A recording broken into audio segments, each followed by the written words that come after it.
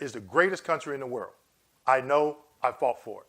And now I'm fighting for fellow veterans. I'm Dwayne Kimball, owner and founder of KMD 89, making YouTube videos to simplify the VA disability compensation claims process. Don't be frustrated, get educated. Let me educate you on the claims process, and together we can educate other veterans.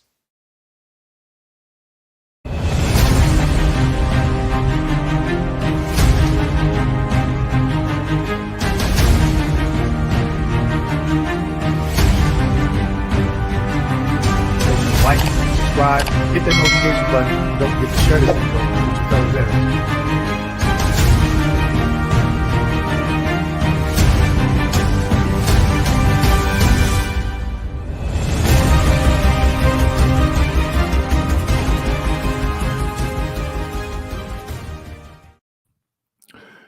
Good evening, everyone. Dwayne Kimball, owner and founder of KMD 89 VA Claims Consulting. Welcome back to my monthly veterans YouTube live stream Q&A session on the VA disability compensation claims process. Yes, it's monthly now. I used to do it bi-weekly, but now I'm only going to be doing it once a month, and it'll be the first Wednesday of every month. So if you would like a more detailed Q&A on my website, we do offer that.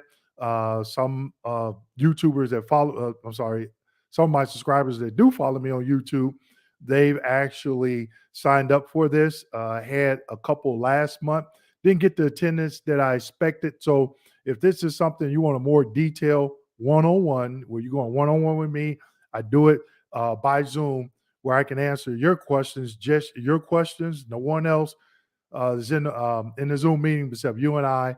If that's something you're interested in, definitely reach out to me. You can give me a call at 855-765-3137, extension 0. You can set up a consultation, free consultation on my website, and also the description of the private Q&A is on our website as well. So if that's something that you're interested in, you may not feel comfortable asking a question in a group setting, you could do it in a private session. So definitely reach out to me and we can get that set up for you. Okay. So that being said, I was sitting here, I was answering some veterans questions. I was sitting in a Zoom meeting and I was like, okay, I see people already logged in. So I just started answering some questions, try to get through more questions tonight. All right. So keep in mind, as a quick disclaimer, this Q&A session is only for educational and informational purposes only. It's not a guarantee that you're going to get your benefits based off this, but it'll give you a chance to understand where you may need to go to start your research and clarify some things for you. So as in all my YouTube videos, I always say continue to go out and do your additional research. We have someone in here, EOE, gave me some good news. So EOE can definitely explain to you what my educational informational videos can do for you. So EOE, if you don't mind sharing again, definitely appreciate it. So with that being said, we're going to go ahead and we're going to jump right into the Q&A. We got 55 people in here. Make sure you hit the like button to help with the YouTube algorithm so other veterans can get this good information as well. All right. So going to go ahead. I know I was asked Chris if we were going back and forth. I'm assuming you're saying you want to claim a heart condition secondary to hypertension. Now, I'm no medical professional, but that is something that you can claim secondary. Is there a link? It could, it couldn't be. The medical professional is the one who would have to give the diagnosis and the medical opinion to say that, okay, your heart condition is caused by the hypertension. Lucky Lady 48, file with all my records. I'm assuming that you were asking from earlier, you said C file, claims file. If your question is, what is a claims file? A claims file is everything that the VA has on you, okay? So basically, it's everything that, I'm sorry, because I'm going to show you mine here in a minute, but it's everything that you sent the VA and everything that the VA sent you, plus your medical records from military service and your military personnel records, and anything else that they may have from DOD, Department of Defense. So you see me show this in some of my YouTube videos. This is my claims file. Now, a lot of people think that this is a lot. As a former rater, so for those of you who don't know my background, I used to rate for the VA before I medically retired. So if you receive a rating decision in the mail, I used to write those for the VA. It took me 4 years. So what that meant was somebody else in another state that had the same training I had was telling me no. And I'm like, no, that's not right. So I started to keep my own claims file. Everything I sent to VA and the VA sent me is in here for 4.5 years. Okay. Now, this is only 2 volumes. I've seen these be up to 20 volumes. So this is not a lot. Okay. But I've thus requested a copy of my claims file and they sent it to me on CD. Okay. So I hope that. Sorry about that. Lucky lady, I hope that answered your question about what's in the claims file. Okay. Okay, you got it from your ex-attorney. Okay. But you can also submit a request and get that yourself. Submit a FOIA request, privacy request, and get that yourself from the VA. Carl, hi Dwayne. How you doing, Carl? How are you? I'm doing good. Had a high level review. The hurricane hit Florida. My rep could not attend because of power out. The VA did a high level review anyway. Then 2 weeks later denied me. Carl, yeah, that's unfortunate, and they should have made. Somebody let me know if my camera's shaking. I don't know why it's doing that. Okay, but anyway, the VA should have postponed that due to the fact of the hurricane and stuff like that. But you have to let them know that, okay, and ask them to reschedule. Now, as so forth as it being denied, I will tell you this, Carl. Go through that rating decision. Okay. Go through the rating decision, read it, and go through that rating decision a second time and a third time if need be. So you can understand that denial. One of the services, another services that I offer, myself and one of my team members, we both are retired raters. We've gone through rating decisions for veterans before. Okay. And we complete a report and explain to them based on what we see. This is what the denial is. And then we look at that notification letter and let you know what your options are. What does that mean? Okay. You go back and do a supplemental claim or, go to BVA. We give that explanation, educate you so you can make the decision on how you want to maneuver or go to the next step in the VA claims process. Okay. And all my educational services are listed on my website. Okay, Bamboo. Hey, Dwayne, what's going on, Bamboo? Thank you for all you do. Appreciate it. And thanks for the support to the channel. Question, is it worth waiting months for a high-level review in hopes of a new CMP, or should I just add my own DBQ and go supplemental? Bamboo, good question. Now, I will say this. High-level reviews are not taking long. Back when I used to work at the VA, they were like 4, 5, 6 years sometimes. Okay. So you have to figure out the condition you're claiming. Where does it fall under the 5 ways of service connection? Pre-service, direct, increase, presumptive, and secondary. Okay. Why did they deny you before? Were you treated in service for it? If you're trying to do it on a direct basis. So Bamboo, it's definitely going to depend on that condition and how you're claiming it. Okay. That's going to be key. All right. Again, one of the services that we offer is the one-on-one Q&A. You go on one-on-one with myself or one of my team members, and we're going into detail in these questions. Now, we're not advising you, we're educating you so you can make that sound decision on which way you want to go with your claim and what's needed per VA guidelines to do so. All right. Hey, what's going on, Gene? Hadn't seen you in a while. Hope all is well up with you up there in the Panhandle. Again, thanks for all the support. Thanks for all the support. I see you liking a lot of stuff in the veterans Facebook group. I definitely appreciate that. And I don't know if you know, Gene, but I got the school supplies down here, and I got them handed out. We sent out newsletters back in August, having my assistant to update the website to add those photos. I don't know if they've been updated, but I had a federal veteran that was a Coast Guard veteran came out and took some pictures for us and stuff like that. So if you don't see that, Gene, hit me up and I'll let you know. I'll forward you the newsletter that we previously sent out if you're not on the list, and let you look at some of those pictures. Meathead, good evening, Mr. Kimball. How you doing, Meathead? RP RP Diddy, do you need Nexus letter for razor bumps? I've been out for 20 years.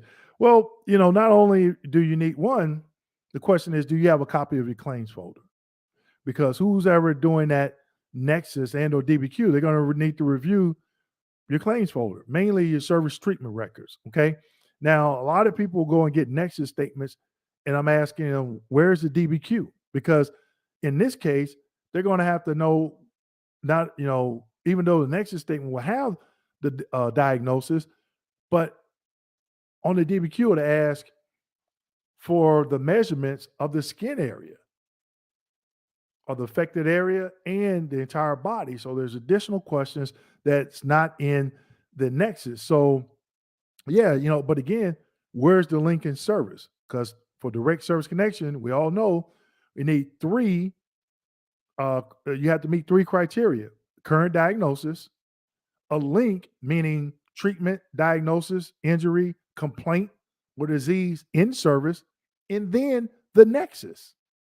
Okay, along with the DBQ. All right.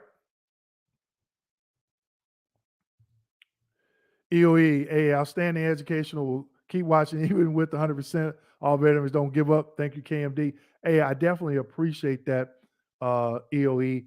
And just let some of the other veterans know how my videos played a role in helping you get to that 100%. Not, I'm not saying tell us, what you got, your service connection, but I think I've seen you on some other platforms as well.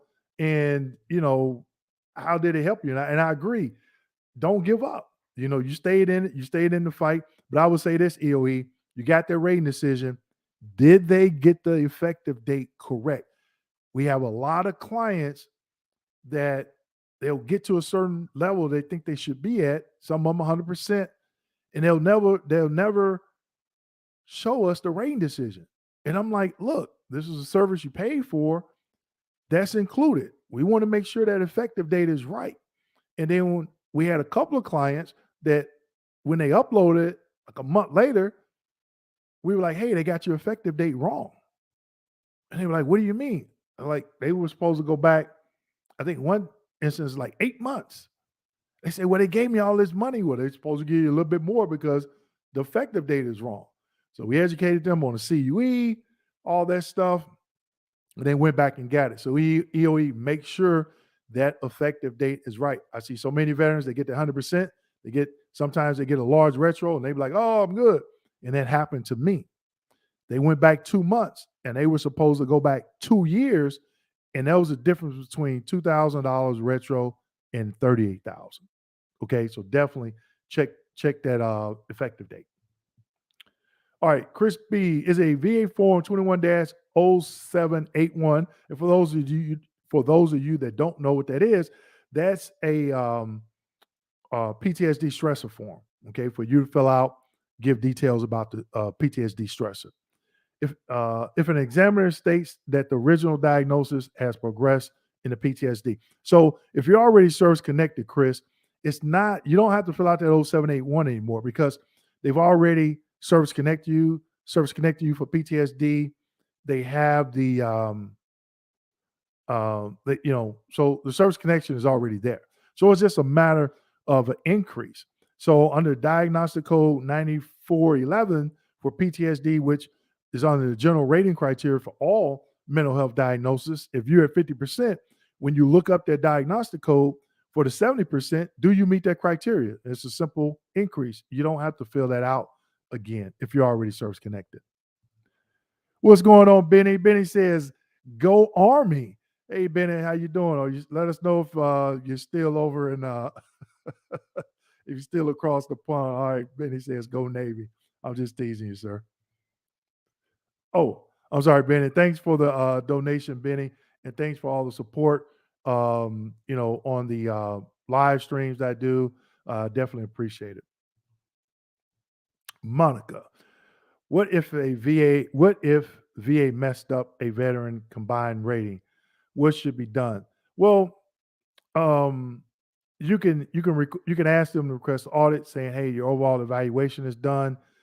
Just make sure that you know if you have that bilateral factor, that whatever calculator that you're putting it in, make sure that you're also putting whatever conditions like the left ankle, right ankle, right shoulder, left shoulder, whatever is over in the bilateral factor section, so that could be calculated, so you can make sure that it's done right. And keep in mind, VA math is different than common sense math. 2 plus 2 equals 4, right? Well, VA math, 2 plus 2 equals 3.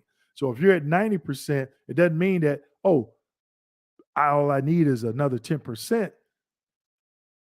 But if you're at 94%, then yes, you need another 10 to get to 95, and they round it up. Okay. But if you're at 90%, that means you're between 85% and 94%. So when you plug all that information into that calculator, it'll tell you exactly what percentage you have. And again, they make sure, remember, they always round up. Okay. So we got 88 people in here. Somebody let me know how many likes we got. All right. Carlos, hi from Puerto Rico. Check this out. A rating for asthma, sinusitis, 50%. It happens, and 50% it didn't happen. Put to have this condition in service now. I'm not understanding that, Carlos. Yeah, you're gonna have to retype that. I don't know if you're saying you have asthma or you have sinusitis at 50%. It happened in service. Either way, if it's asthma or sinusitis, under the diagnostic code, if you think it should be higher, do you meet that criteria? Okay, I'm thinking that's what you're asking. And again, this is what the one-on-ones when I was saying earlier that we do. They're only an hour, so one-on-one. If you want to sign up for that, reach out to me, and I can tell you the fee and the process to get started. So if I'm on here and I'm not understanding, or I may have some questions based on your questions. And trust me, it'll be worthwhile. So if anybody that has followed me or signed up for one of those previously, let everybody else know what you thought of it, the benefit from it. And sometimes I do go over a little bit. Okay. All right. All right. Kevin, I am 90% with a sciatic disability. I also receive SMCK. How do I file for being rated for not being able to work? Well, that's TDIU. Okay. So I have a video on my YouTube channel that explains TDIU. But I would say, Kevin, if you're at 90%, you're right around the corner. Okay. And unless you just, there's nothing else you can get service connected for. But a lot of people that schedule consultations that are service connected, they can call the 800 number, 800 827 1000. 800 827 1000. And they can get what is known as a disability breakdown letter to include the diagnostic codes. Again, disability breakdown letter to include the diagnostic codes. Now, you may say, Dwayne, why is this important? It's important because it's going to have everything on there that you're service connected for, whether you're at 0 or 100% for that particular condition. It's going to have the percentage, but most importantly, it's going to have the diagnostic code. Okay. So when veterans schedule free consultations with me and they say, hey, I'm thinking about obtaining one of your customized educational packets, I need that letter because I need to see exactly where you at. If you're 90%, again, you fall between um, 85 and 94%. Where where do you fall? Is there anything in there that can um that I'm sorry, people, my camera, trying to keep it from shaking.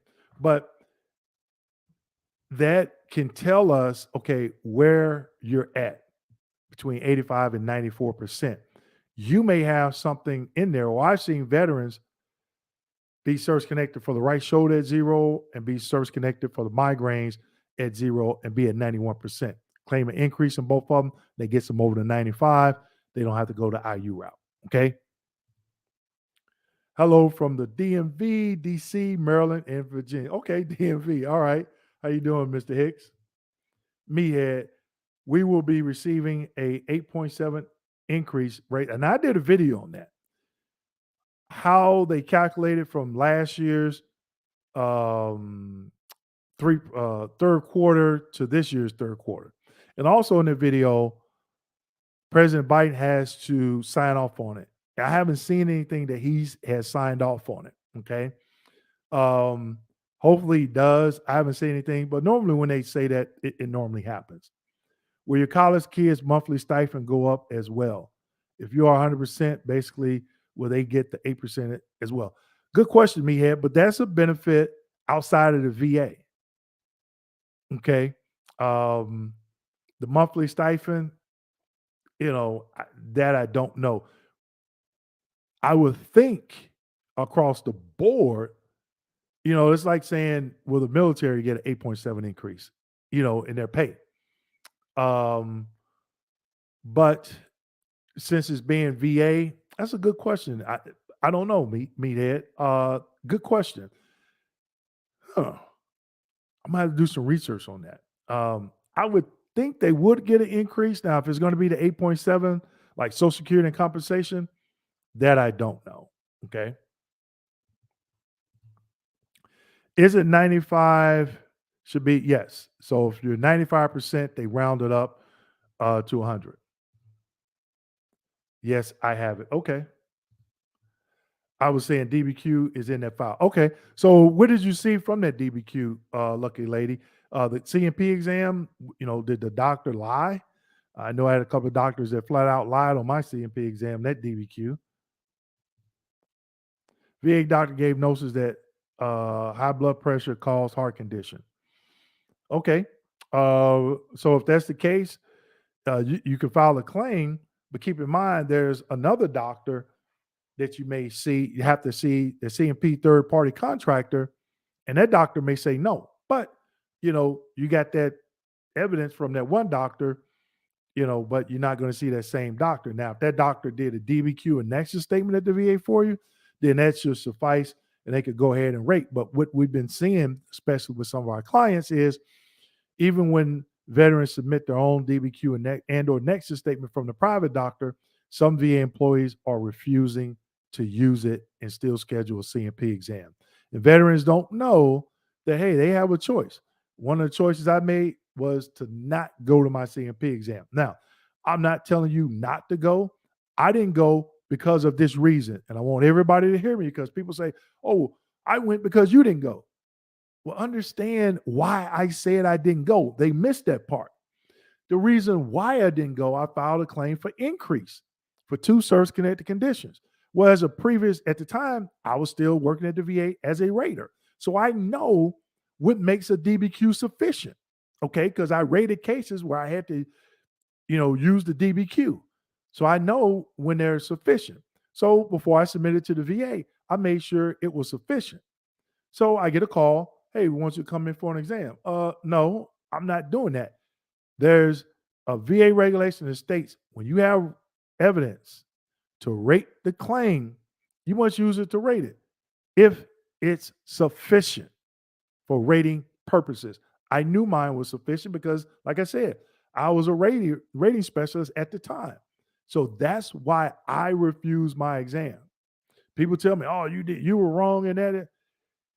If those VA employees do not want to use it, the DBQ, why do the VA have them on their website? Veterans are not asking that question. They're not saying that. But think about it. If some veterans DBQs, it goes through, not a problem. Some don't, and they have to fight. That particular VA employee is either not an advocate for a veteran, or they just don't know that it can be used, or they haven't received that training on which makes a DBQ sufficient or not. Okay. But for me, I knew. So that's why I didn't go to my exam. I want everybody to understand that, because I get comments, well, I didn't go because you didn't go. You can't do that. That's a decision that you, the veteran, have to make. But I made sure my DBQ was sufficient. And I knew what could happen if I didn't go. Now, the rater could have turned around and said, okay, we're just going to confirm and continue your decision. And one of my rights was I'll appeal it. And on appeal, the argument is the rater had sufficient evidence to rate. There was no C&P exam needed. And if they would have continued on that, I would have said, okay, now you're developing to deny. Because 9 times out of 10, those third-party C&P examiners are going to say no. And I'm going to do a video on that talking about developing to deny, okay? All right. Sweden Low, 718. Where is 718 area code? Okay, but anyway, I never had it. My migraines documented in service. I got out in 2017. This year I was diagnosed with cluster migraines, and I have an MRI because I had 3 weeks of 12 to 16 headaches, 1 day in hospital. Okay. So keep in mind, even though you get a diagnosis from your private doctor, or you even get a diagnosis from the VA, it's a common mistake veterans make. Oh, I got diagnosed at the VA. And that's on the VHA side. Has nothing to do, or sometimes has nothing to do on the VBA side. 2 separate divisions within the VA. Okay. So the question is, Sweet and Low, under the 5 ways of service connection, where does the migraines fall? And do you meet that criteria? That's the question. Okay. AB, Mr. Dwayne, is annual visit enough for VA disability? Are you asking for service connection, or do you have to continue to seek treatment? What does that mean, AB? Don West, thanks for all you do for us vets. I'm 93% on combined rating schedule based on your advice. Very close, and I'll keep you posted. All right. Next time I see you, Don, I'm going to ask you, did you get it? Remy 86. Hello, I'm filing sleep apnea secondary to obesity due to meds and or aggravation to my service-connected disabilities. Major depressive disorder, headaches, shin splints, peripheral neuropathy. Do obesity have to be service-connected also? Anything that you're claiming secondary, the primary condition has to be service-connected. So what I've seen some clients do and other veterans, they've claimed sleep apnea secondary to a mental condition. Okay. I interviewed a nurse practitioner almost a year ago on my channel. And the topic that we were talking about was can sleep apnea be secondary to PTSD or any other mental condition? So Remy, I would say go watch that video. And you can go to my channel and you can click on that click on videos. There's some, once you get to the channel, you see my banner, and there's some links across underneath that banner. Click on videos. You'll have a magnifying glass. Click on it. Type in sleep apnea, and all the videos I've done on sleep apnea come up. Click on High-Level Review. All the videos I did on High-Level Review will come up. All the videos, or you type in step 1, step 2, step 3, step 4, step 5 of the VA claims process, and those different steps will come up. Videos I did on IU. Type in IU, individual unemployability. Type in, what are some of the other videos? How to win your claims for migraines. Things that you can type in, you can find it. So go out there, Remy. I did some a couple of videos on sleep apnea, and that one video is with a nurse practitioner where she says, yes, there is medical literature out there that connects the two. But what I've been seeing from a lot of third party contractors, the answer is no. Okay. So just keep that in mind.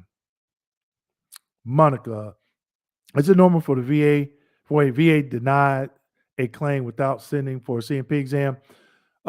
Yes, because if that condition doesn't fall under the 5 ways of service connection, you're not going to get a CMP exam. Now, I had a bunch of conditions that did fall under a couple of different ways of service connection, and they still denied it. So then, guess what? The fight was on. Okay, so probably somebody that wasn't an advocate for veterans and or very inexperienced. Okay, so that's where a lot of frustration comes in with a lot of vets because you have some VA employees that are not following their own guidelines. Okay, so it could be that situation, where where you're treating service for it, are you claiming it's secondary? Is it an increase? You know, I have more questions. So that's why I tell people, hey, I schedule it. I think it was last month. I had I think it was before my either live stream or roundtable last month. Yeah, it was in the third week, I believe, where I had a small group, about 5 people, and they could come in and ask questions, and we can dig into it a little bit deeper. But again, if there's something that you want, go to my website, click on the services link. In there, it gives a description of all my services, educational services. But if you want that private Q&A one-on-one, no one else is in, then you can schedule a free consult and we can go through it. I'm not going to offer the small group Q&A anymore. Didn't get any feedback. Had one individual sign up, one of the loyal followers from out west. So I'm not going to put that on the calendar because I have to schedule around that. So we're going to do it on a case by case basis. If that's something you want, let me know. All right.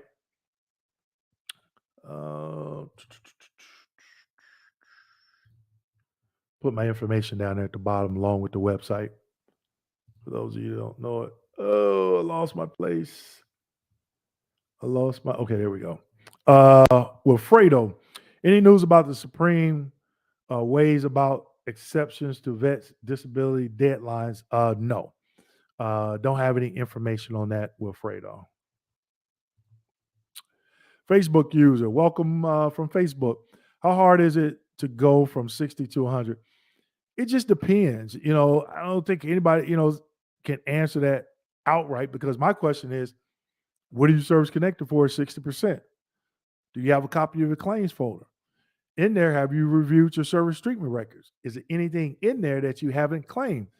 The service connected conditions, is there anything that you may have that you can claim secondary?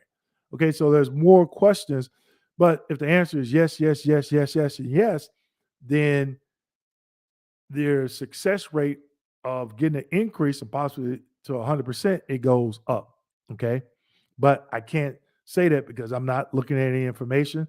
I got questions, like I just asked you, what are you service connected for? What is the percentage for each one? Do you want to increase? Do you have a copy of your claims file with your medical records from active duty? Is there anything that you hadn't claimed? Is there anything you can claim secondary? So there's more questions that I would have on that. Tyrone Andrews, North Carolina in the house. All right.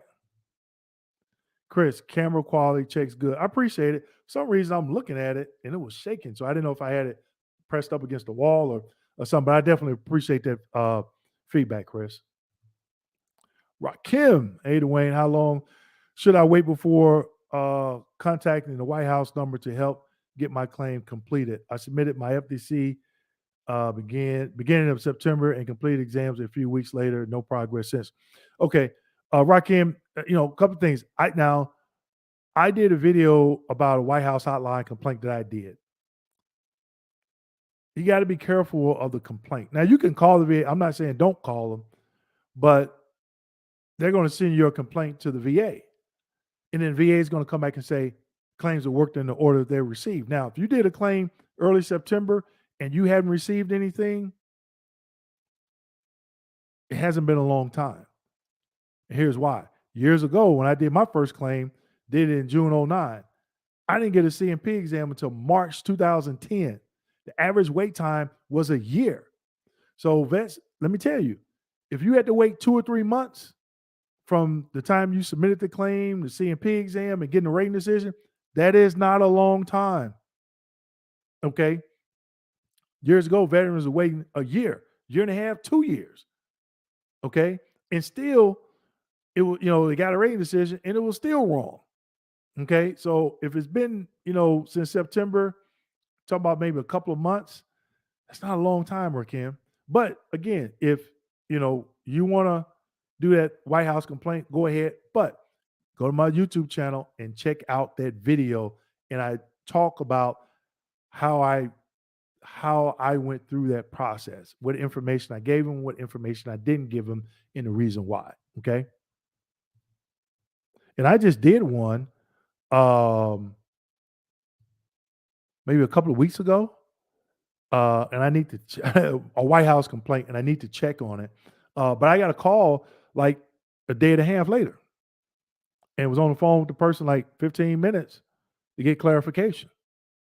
Okay, but you got to know what you're calling that number for and be specific. All right. So Clayton, hello from Rock Hill, South Carolina. Any info on changing my appeal from the legacy way to the high level review? In that, you should have received the correspondence, okay? And they should have explanations in there, going back and forth and stuff like that. All right.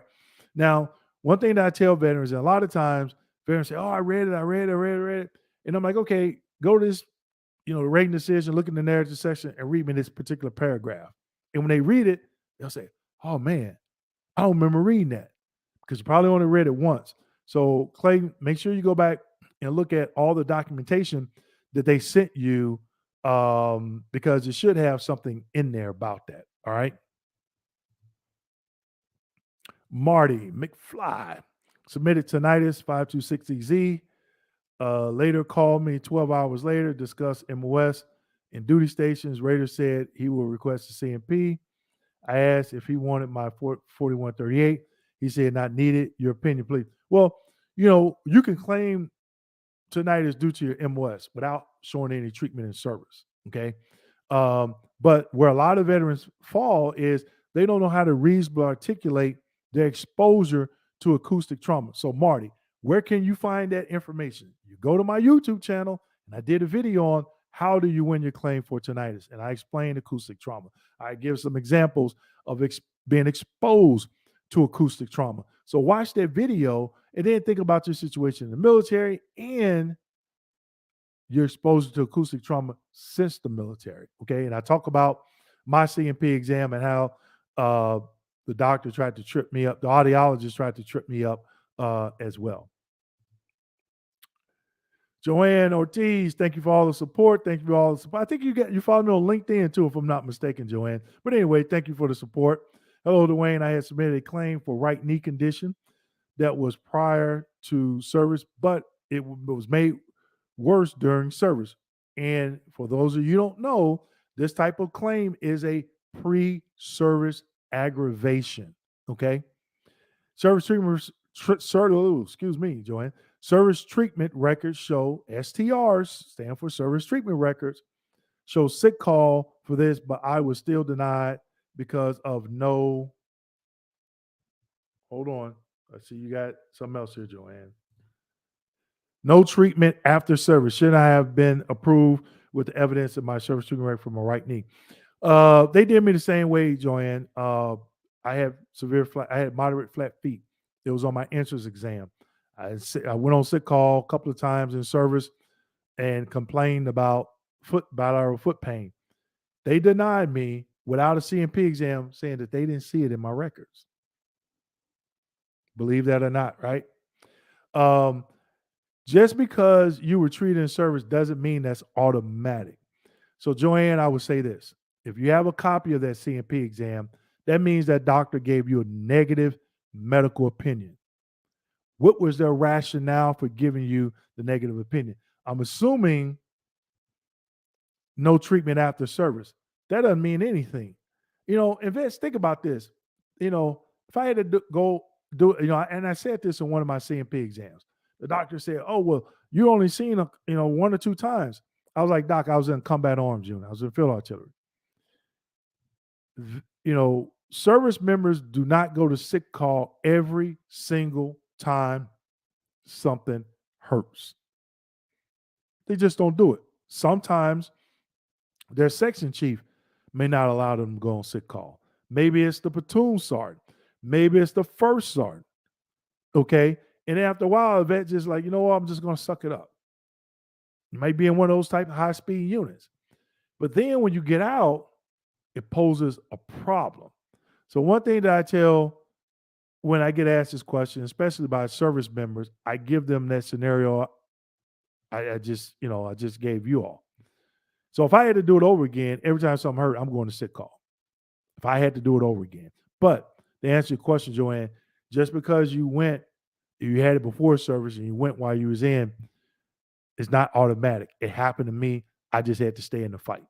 So when I finally ended up doing, I was like, you know what? I made up my mind. I'm never going back to a CMP exam because the DBQs came out. I'm going to have my private doctor do a DBQ for my flat feet. And he did, gave the medical opinion and the nexus statement, and that's how I won it on appeal. Okay. Oh, wait a minute. Chris, user format, and I received my claims file in about 6 months. There you go. But Chris, have you went through it and to see everything that's in there? Okay. Francine, hi Dwayne. How you doing, Francine? Just did 2 CMP exams. Checked the VA site and it said 100%, but has another claim that the VA opened for PNT. Is this normal for them to do? No, that doesn't sound right because what would the claim be for PNT? PNT is not, once you get that 100%, then they got to do one or two things. They're going to schedule a routine future exam if they think a condition will improve, which they will not grant the PNT, or they will grant the PNT. But I would have to see, we get that rating decision. I have to see what's up with that. But if you hadn't got the rating decision, wait till you get the rating decision. And what you're looking for in that rating decision is a grant for Chapter 35. That's PNT. Okay.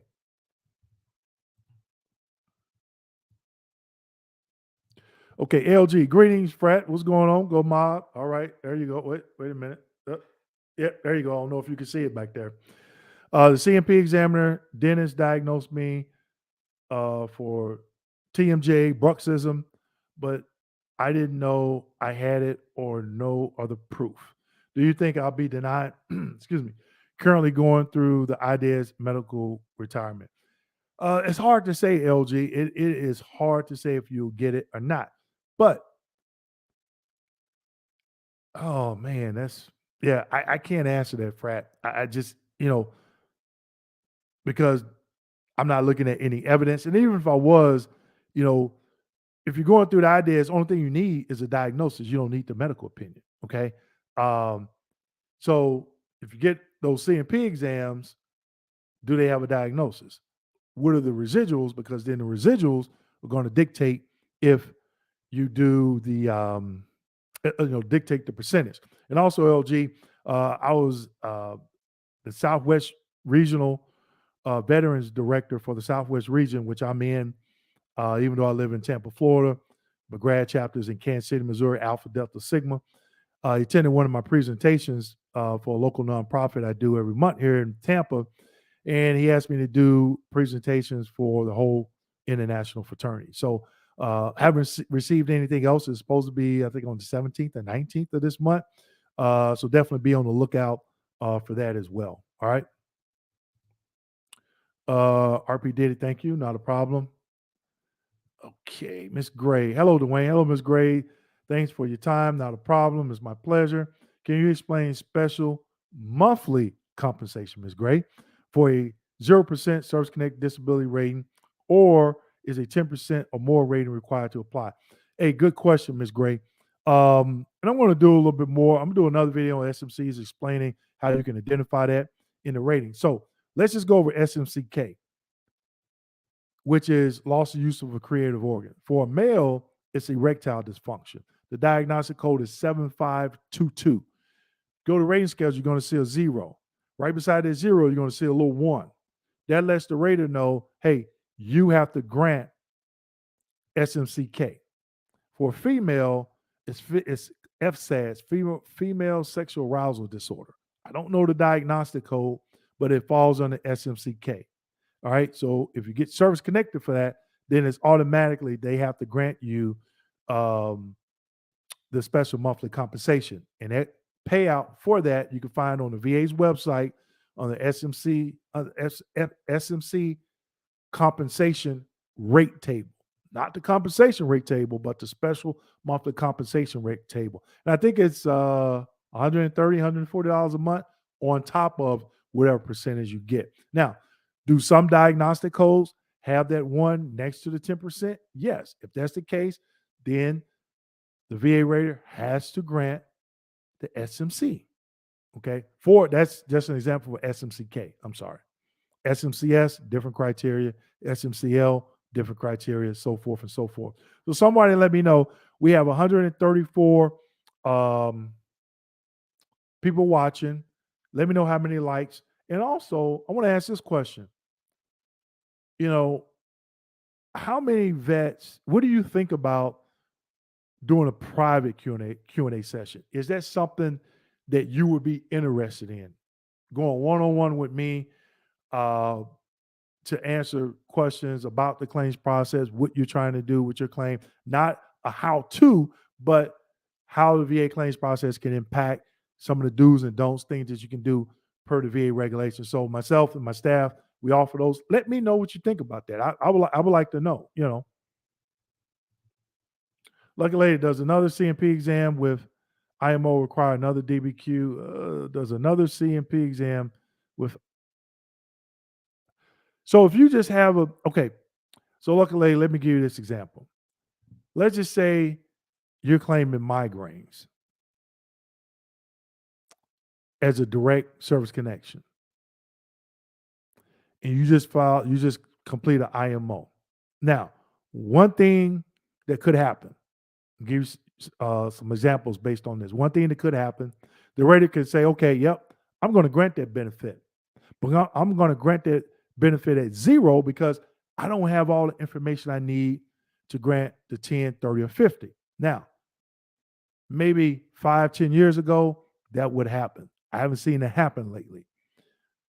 Another option is they'll schedule a CMP exam and request a medical opinion, even though you have one. And you get a call to show up for an exam. The third example, they can do an ACE exam. Been seeing the VA try to do that a lot, where you don't even get a call sometimes. The doctor just looks at all the information and says, oh, there's no evidence that the veteran takes off work, but I believe that it is secondary to, it is related to service. You don't have to have evidence in there. That's the whole point of going to a CMP exam. And I'm like, dumb examiner, pick up the phone and call the vet. Hey, does your migraines interfere with your employment? Yes. Okay. That's all I need to know. So those are some examples that what could happen if you just submit an IMO. And what's going to determine that is the VA employee reviewing your case. I did a video about the inconsistencies as it pertains to these examples, and that video is on my channel. Okay. I'm glad it is people like you provide. Let's see, did you? Okay, I didn't see anything. So I'm assuming provide the education that we're talking about. I got a passion for doing this. Like I said, I was a previous rating specialist with the VA, and it became evident after adjudicating hundreds of claims that most veterans were uneducated on this process. So when I medically retired from the VA, I was like, I still want to work with vets, but wouldn't in what capacity? I didn't want to be a VSO. I didn't want to become a claims agent. I didn't want to work for some law firm. So I didn't want to represent the veteran. I didn't want to advise the veteran. And I was like, I want to educate the veteran. Well, how do I do that? Well, I came up with a process. So if you Google my business, if you go to Google, so everybody on the phone, I'll tell you what, everybody get on their phone, go to the internet, go to Google, type in KMD 89 VA Claims Consulting. And you can see the number of 5-star reviews I have. Last time I checked, I think it was like 100. Okay. So these are from people that were clients, attended a private Q&A session, attended a webinar, attended a presentation that I did, something, a veteran town hall that I did, and they left their feedback. Okay. So I have a passion for this because I don't want any veteran to go through what I went through. Imagine me having to go to work, rate claims while I'm granting benefits, and I'm submitting my own claims and submitting them the right way. The DBQs are sufficient because I was trained on them, right? And somebody's telling me no. Imagine doing that. And it took me 4.5 years. Imagine that. Can you imagine the frustration? And so I get it. So that's why I'm doing what I do in these videos to help you become educated and make those sound decisions and understand and be able to speak the VA claim language. Okay. All right. I did, Norman says, I did CMP go. I'm not understanding that, Norman. April, I'm trying to help a friend with military sexual trauma, but she did a restricted report. Um, okay, April, hard to get evidence with that or no. Um, think about, well, the question I have, did she report it or she didn't? Maybe he, if they reported it. If they didn't report it, then you're thinking about markers. Okay. I don't think I did a video on markers. I know it's in my presentation that I give. But markers are when you didn't report it. An example of a marker. Let's just say uh, someone was sexually assaulted and then they went on sick call to do a pregnancy test. They went on sick call to complain of lower abdominal pain or rectal pain, or their performance starts to decline. They can claim PTSD, the military sexual trauma due to PTSD, and if they have the evidence of those markers, if they didn't report it. So I hope that answers your question, April. Uh, if you like, we can set up, contact me. We can set up a private one-on-one, and we can go through that a little bit more in depth. Okay. Ms. Gray, apologies, should have mentioned that the individual is 100% P&T receiving CRSC already and retired pay. Thanks. Okay. All right. Thanks for the clarification. A Cookies. Hey, Dwayne, what's going on? Have you ever heard of someone being denied a claim after filing BDD with the VA as they out process, trying to make sure I do things correctly? Thank you for all your help. Hey, not a problem. You know, I've seen it. I have seen it, but you don't see it often. But keep in mind, 180 days, 90 to 180 days. If you get a preliminary rating and you're still within that 90, 180 days, you can file that claim again. Now, if you go to the same CMP examiner, if I walk in there the same CMP examiner, hey, thank you, I'm gonna go back file another claim. You denied me last time. I'm not giving you another chance to die again. I'm gonna roll the dice and I'm gonna go see somebody else. If you have that time, that's what I would. That's what I would do if I was still on active duty. But to get back to your question, I haven't seen that a lot. I've seen it, but you don't see it a lot. Gloria Howard. Thanks for information. Gloria Howard. You know what? I just thought about that. My mom's name was Gloria. I got an uncle named Howard. All right. Thanks for the information. Had high level reviews, and it was sent back for errors. And I had a CMP exam, the same MT. It took me over 30 years to apply. I'm at 93% trying to get to 100. So I don't know if you on her, Gloria, when I was saying you can call 800-827-1000, get a copy of that disability breakdown letter to include the diagnostic codes. Individuals that schedule consultations with me in their service connected, they get it. I review it. And then we go over the options as it pertains to educational services I provide. And then they pick one. Okay. That just as an option if you want to go that route. Stephen Melvin just recently last week received 50% for sleep apnea secondary to chronic rhinitis. Congrats, which put me at 90%. Next claim is for migraines. Keep fighting. Great videos, educational, informational. Thank you. You're welcome, Steve. Like I said, it's my passion um, to educate as many veterans as I can. Migraine Buddy is a great free app.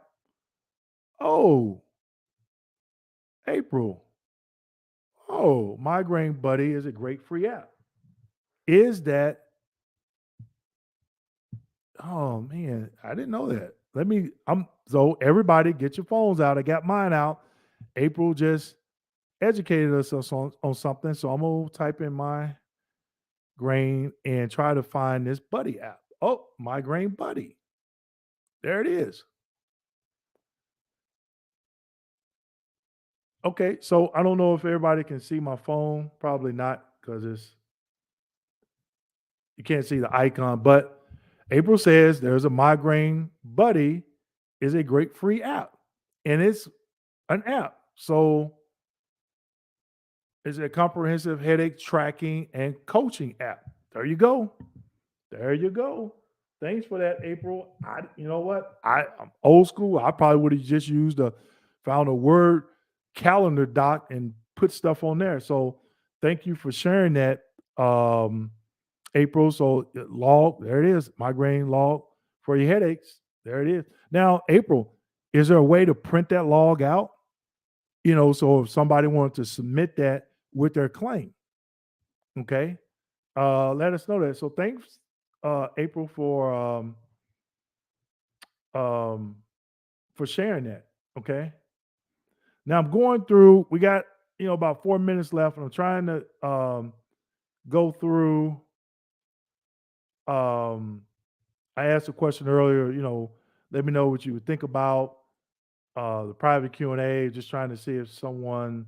Okay, private. Okay, so all right. So I'll get back to that before I get out of here. I know I'm not going to get to everybody's questions, but I'm gonna try to get through as many as I can. My outside doctor diagnosed me with PTSD for fear with DBQ. Will the VA accept this, or do they have to diagnose me? Now, I will say this, Tim. Keep in mind, when you say the VA is just not one person at the VA, there's hundreds of VA employees. Each employee, it could be 10 employees, they'll look at it a certain way. The other 10 may look at it differently. When it comes to that, I don't know because I don't know all the VA employees. Now, what I tell you this is, where can this help you? There's a current diagnosis. Now, will they schedule the CMP exam? Yes, because your initial CMP exam for PTSD based on fear, I'm going to say it again, your first CMP exam for PTSD based on fear has to be done at the VA. But that DBQ can give you, obviously it's giving you your diagnosis. So you've met one of the three criteria. The link, well, two.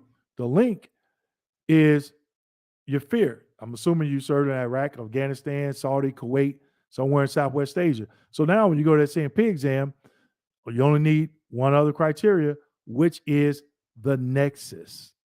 All right. So there is a guideline on the VA's website that states, again, the initial claim for PTSD based on fear, the CMP exam has to be done at the VA. Now, keep in mind, Tim, say for instance you get service connected. Why not go back to that private doctor if they don't give you the percentage that you feel you should be at for the increase? Okay. All right, sorry. Service connected rating is originally for generalized anxiety. Examiner has stated that it has progressed to PTSD. So is a 071 needed in this instance. So sorry for the lack of context and previous question. Not a problem. Chris, great question. 0781, no. But that doctor, if the diagnosis changed, the mental health diagnosis changed, they have to state why it changed. And is it a progression of the generalized anxiety disorder? Is it a progression of the generalized anxiety disorder, which I hear you saying, and why it has changed to PTSD? A lot of veterans miss that. They don't know it. Good question, Chris, because I've actually when I rated, I had to send exams back to third-party contractors because they didn't let me know as the rater that the condition was a progression. The PTSD was a progression of, in your case, generalized anxiety disorder. So I had to send it back as an addendum, and they had to explain why. Okay. So for private doctors doing it, we've had clients that we know some mental health and medical professionals in our area that some of our clients, once you become a client, you have access to, and they do their DBQs and nexus statements for those clients. And if they make that decision, the question that I'm asking them, hey, is it a progression? If so, can you explain it? Sure. They submit it and they get the increase, not a problem. Okay. Okay, Tyrone, thanks. We only got 41 thumbs up. There's been 140 people in here. Come on now, let's get these likes up. All right. Let me know if this is some good information. Do you want me to continue to do my monthly Q&A sessions? All right. Hey, active duty Army completing BDD in 6 months. Okay, Ben, I was at a veterans event earlier today, and one thing that I was telling people, one gentleman, he was special operations, Green Beret. I think it was Green Beret. You say it was a special ops, right? If I had to do it again, I would have I would have my 526. I would have a copy of my service treatment records, which doing a BDD claim, you got to have your end date. And also, Ben, I did a video that's on my website explaining the BDD claims process. But if I was still on active duty, I would have that 526 already filled out. I would know everything that I'm claiming, have the wording right on that 180th day, submitting that claim to the VA in hopes of getting that preliminary rating before I leave active duty. Why? Because if they give me a percentage I'm not in favor of, you can always do an increase as long as you're still within that 98, 180 day window. If you do it at the 90th day, then you already, after you submit that claim, you're out of that window, and you guys take what they give you until you get off active duty. Okay. And we've had several active duty clients where we reviewed their medical records, provided a report of our findings with the dates and diagnosis, and they've used that to file their claim, and they all been successful. Marty, Ms. Kimball, as a rater, did you see claims that did not require a 4138 statement? Yes. My rater said it wasn't necessary and initiated CMP exam within hours. How does this sound to you? Tinnitus. Yeah, 4138 is not needed because as a rater, I'm not a medical professional. So a lot of veterans will write this long, drawn out story of how this affected them. I'm not saying not to do that. I'm not a medical professional. You're claiming tinnitus, first thing I'm going to do, look at your medical records. Is the treatment in there? Nope. Then I'm going to go to DD-214. Oh, you're a tanker. You're a dental hygienist. I'm going to request the exam. All of it. It would take me more to put the exam together than the review because I was going to request the exam regardless, whether you had low, moderate, medium, or high acoustic trauma. But it's up to you to explain, to reasonably articulate your symptomology as it pertains to you being exposed to acoustic trauma. Where can you find that, Marty? I did a video on how you win your claim for tinnitus. It's on my YouTube channel, okay? So everyone, we're right at an hour. I know I didn't get to a lot of people's questions. I do apologize. Okay, Marvin, hello from Milwaukee. I got a nephew. That's a Milwaukee Fire Department. That's a Milwaukee firefighter. I'm sorry.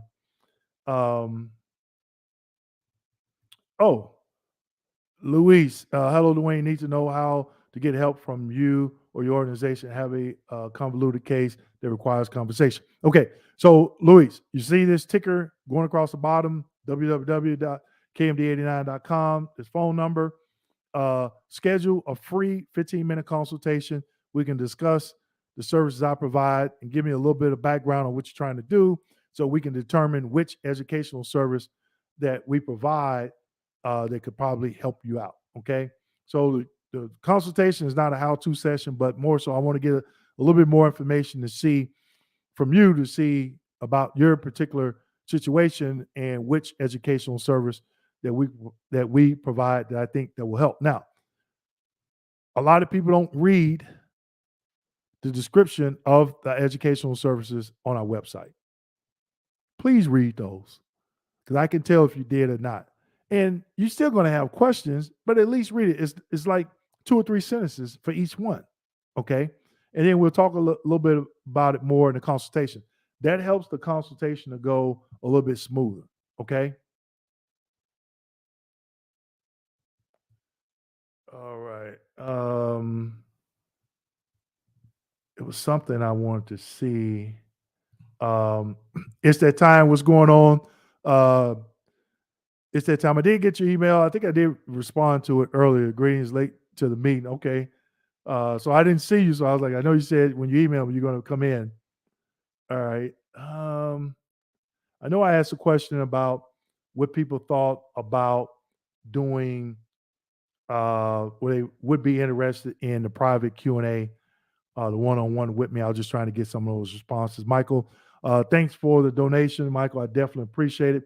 And by the way, I'm doing my Thanksgiving drive again, where last year I fed 20 families. You can see the pictures on the website. This year, the principal of the school has requested 50. So I enlisted some help from other veteran entrepreneurs in the Tampa Bay area. So I won't be doing another live stream. So these donations go towards purchasing turkeys, frying pans, injection, cake mix, cake frosting, cans of string beans, cans of corn, boxes of Jiffy cornbread, boxes of au gratin potatoes, and the turkeys themselves to give away to families in need and low income areas here in the Tampa Bay area. So we're going to shoot for 50. So I did 20 last year by myself, and my wife and my son helped me get things together. But now 50 is a little bit more. So I enlisted to help for some other veteran entrepreneurs. And this is where your donations go to. Okay. Even though I want that Dodge Charger, I don't take the revenue from my YouTube channel. All the proceeds from the YouTube channel, they go to schools we adopted. If you go to my website, I have a link, corporate responsibility. You can see all the donations that we've done, other companies that we partner with to help out: Home Depot, Walmart with gift cards, Ace Hardware with masks, Office Depot with reduced amount of school supplies last year. So this is where these donations go. So I definitely appreciate it. I'm just looking for some of. Okay, so we only got 60 thumbs up. I see we're dropping. Oh, wait a minute. I see we're dropping in attendance. So if you haven't hit that thumbs up, go ahead and hit that thumbs up. Okay. Um, okay, here we go. Said private, yes. So, Adrian, yes. So if this is something that you're interested in, reach out to me, okay? Because a lot of questions I get, I still have questions from your questions. Yes. Okay. Here we go. One-on-one Q&A is what I need. Okay. Yep. So definitely go there. Contact me. Let me know. I can tell you how we can get it set up, what the fee is, stuff like that. Didn't see. I think it's that time. You're still in here. Give feedback in here on that private Q&A. It's that time if you're still in here. I'll stay on a couple of minutes to see if that comes up. Laurel Brooks, yes, a one-on-one. Reach out to me. Let's see. Ray, no, people ask questions you might not think. Okay. That's why I would say, private Q&A. I would definitely be interested in private Q&A. All right. Definitely appreciate it. Yes. So again, either give me a call. I can let you know the fee is very small fee, nominal fee. Trust me, you get your money's worth, and get you set up with that. Okay. And I do it all live. It's not an ebook. It's not none of it. It's all live. So you see me, but it's just you and I, one of my team members in the group. Okay. Thurston Hayes, I'm for a one-on-one. So a lot of people are saying I'm up for a one-on-one. I'll be on the lookout for your call. So if you're not using your name, just let me know. Hey, I was on your live stream, so I know. Okay.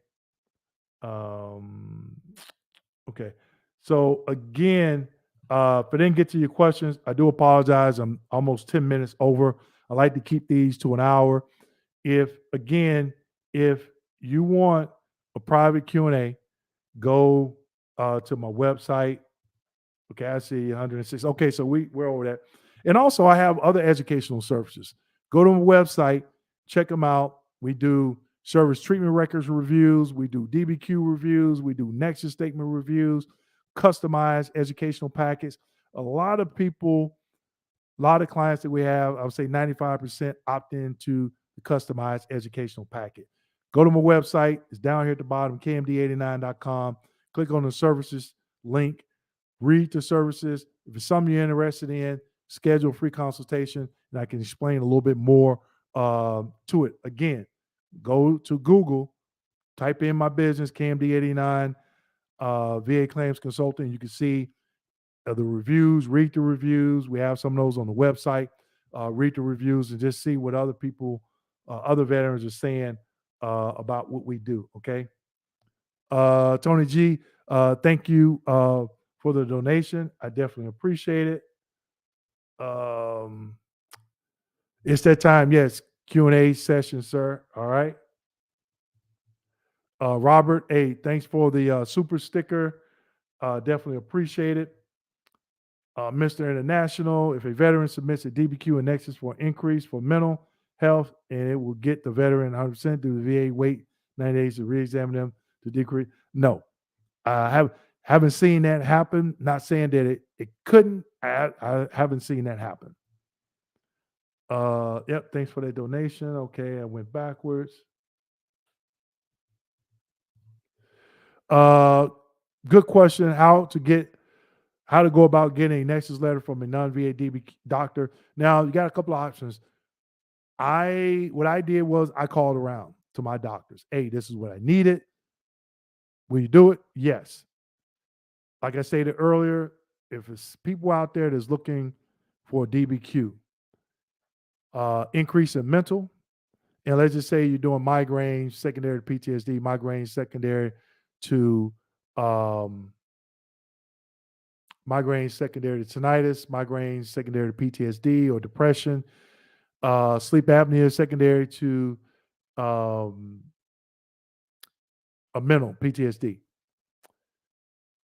We have clients that have used a couple of nurse practitioners that we know and a mental health provider. And you get access to those once you become a client, okay? And they do DBQs and nexus statements for those clients. Now, the catch is this. You have to have that claims folder. I showed mine earlier. If you have the CD, you have to have that because on that DBQ, it asks, what evidence was reviewed? And they have to check that box to make it sufficient for them to check that box, the VA claims folder. Now, if you don't have that CD, there are some things that you can have, which means you have your VA claims folder. If you have everything the VA sent you and everything you sent the VA, you have access to your progress notes at the VA. If you get treatment, you have 95% of your claims folder, and especially if you have a copy of your medical records from active duty. So what does that mean? That the nurse practitioners I'm talking about that some of our clients have seen, and a mental health provider, they have access to the same evidence that the third-party contractor has. Okay, so a lot of times in my live streams, I used to say, hey, have you got a copy of your claims folder? Have you got a copy of your claims folder? So if that's the case, reach out to me, okay? And if you want to become a client, then you get access to them, all right? But only if you are a client for the customized educational packet. Let me verify that, okay? If you become a client for the customized educational packet. All right, one-on-one is great. All right, yeah, so just reach out to me. Let me know. All right, we got 127 thumbs up. Okay. All right. So, hey, I really appreciate everybody. Mr. International 499. Hey, thank you. Are you able to assist with CUEs? Yes. We've done those reviews for veterans, but we need to know what you think the CUE is. Okay, people say, hey, I just want you to go through my whole entire VA claims file of 6,000 pages and look for a CUE. No, that's going to cost you a whole lot. And then I'm going to end up asking, wait a minute, I don't see anything. What am I looking for? Okay. So you need to know what you're looking for. But in the meantime, Mr. International, look at the video I did on CUEs. But yeah, that is something that we can take care of for you. Okay. All right. Then Scrap Guy came in. What's going on, Scrap Guy? All right. So I'm going to go ahead. Not going to take any more questions, but I want to thank everyone, one, for the donations, because next couple of weeks, I'm going to be going out purchasing items for 50 families. Your donations, that's what they go for. So if you donate on live stream, or if you looked at one of my YouTube videos, underneath there, to have like a dollar sign, click on it, you can donate. That's where those funds go. Going to have someone there taking pictures. Again, you can go to my website and you can see the pictures from last year. And also, if you've been following me for a while, I purchased a company in Atlanta donated a bunch of paper products. I paid for them to come down here and I distribute them. For those of you that sign up for my newsletter, which you can see, go to my website, KMD89, sign up for the newsletter, and we'll send you newsletters on different times of the year. Like we're sending one out for Veterans Day, Thanksgiving, Christmas, and then we do different events and stuff like that. So you can stay up to date. We did one with some pictures of the school supplies that we donated to 5 different organizations, to include schools, summer recreation program, high schools, elementary schools, nonprofit organizations. I had so much school supplies in my garage, I couldn't even park my car. My wife kept saying, "You need to get rid of this stuff. You need to get rid of stuff." So we were still we were able to send some products down to Dominican Republic through a local church.